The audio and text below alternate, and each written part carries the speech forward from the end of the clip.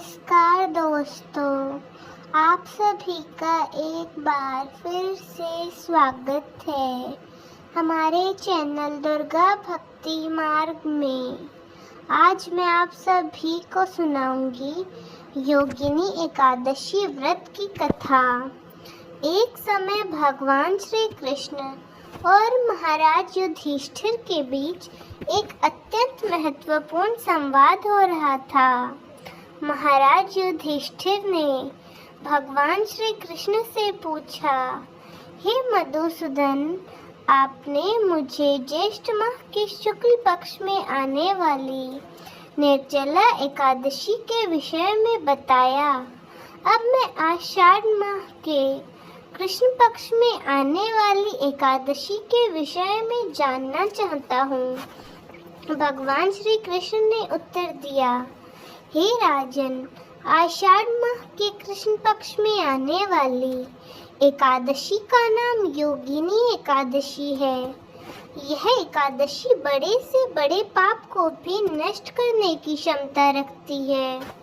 योगिनी एकादशी की व्रत कथा के अनुसार अकालपुरी के राजा कुबेर पीड़िताओं के कोषाध्यक्ष थे। वे भगवान भोलेनाथ के परम भक्त थे। उनके नगर में हेमा मालिनी नाम का एक सेवक रहता था, जो प्रतिदिन मानसरोवर से एक विशेष पुष्प लेकर आता और उसे भोलेनाथ की पूजा हेतु कुबेर को प्रदान कर दिया करता था। हेमा मालिनी निष्ठापूर्वक अपने स्वामी की सेवा करता। कुबेर भी उससे बहुत प्रसन्न रहते थे। इसी सेवक हेमा मालिनी की पत्नी बहुत सुंदर थी, जिसका नाम था विशालाक्षी तथा हेमा मालिनी। हेमा मालिनी अपनी पत्नी के प्रति बहुत आसक्त था। वह एक दिन प्रातः मानसरोवर से पुष्प लेकर आया, लेकिन सीधा अपने स्वामी कुबेर के पास जाने के बदले वह अपनी पत्नी के पास जा पहुंचा और पत्नी के साथ आनंद प्रमोद करते हुए उस समय का ध्यान नहीं रहा। दूसरी तरफ राजा कुबेर भोलेनाथ की पूजा के लिए पुष्प की प्रतीक्षा करते रहे। प्रतीक्षा करते करते 6 घंटे का समय बीत गया। बिना पुष्प पूजा न होने के कारण कुबेर क्रोधित हो उठे। उसी क्षण उन्होंने सिपाहियों को ही माली का पता बताया और हेमा माली के घर जाकर सिपाहियों ने देखा कि वह अपनी पत्नी के साथ रमन कर रहा है। सिपाहियों ने यह सूचना तुरंत जाकर राजा कुबेर को दे दी। फिर क्या था, राजा कुबेर के धैर्य के सारे बांध टूट गए। दूसरी तरफ जब माली को समय का भान हुआ तो वह अपनी भूल का प्रायश्चित करने के लिए राजा कुबेर के पास गया। वह भय से कांप रहा था। हाथ जोड़कर कुबेर के समक्ष वह खड़ा हो गया और क्षमा याचना करने लगा। लेकिन कुबेर अत्यंत रोष में बोले, हे मूर्ख, तू महापापी है। अपनी पत्नी के प्रति आसक्ति के कारण आज तुमने मेरे आराध्य देव भोलेनाथ के प्रति अपराध किया है।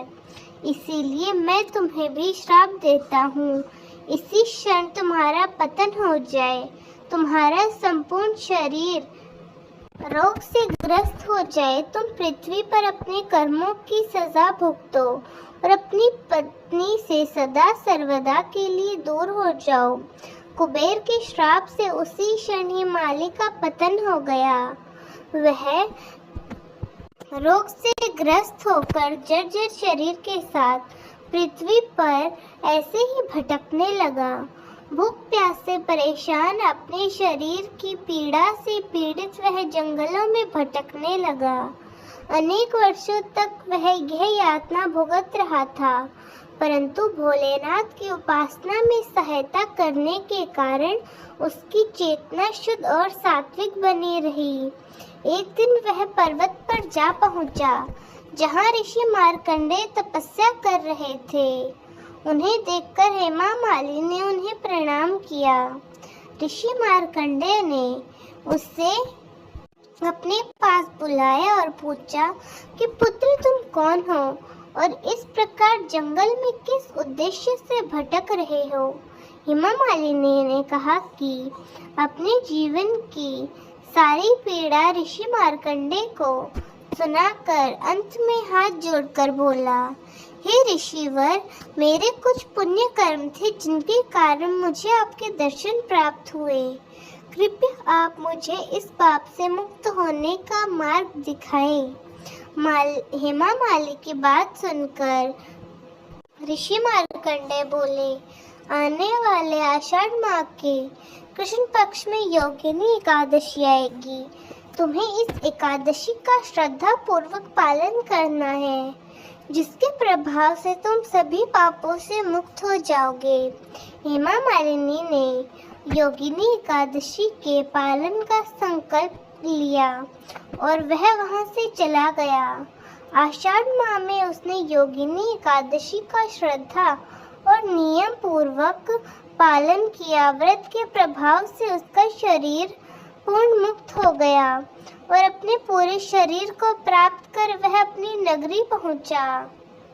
आगे श्री कृष्ण कहते हैं, हे धर्मराज युधिष्ठिर, जो व्यक्ति योगिनी एकादशी के व्रत का पालन करता है, उसे 88,000 ब्राह्मणों को भोजन कराने जितना पुण्य फल प्राप्त होता है। वह हर प्रकार के पापों से मुक्त हो जाता है और अंत में आध्यात्मिक लोक को प्राप्त करता जय श्री हरि विष्णु के चरणों में उसे स्थान मिलता है।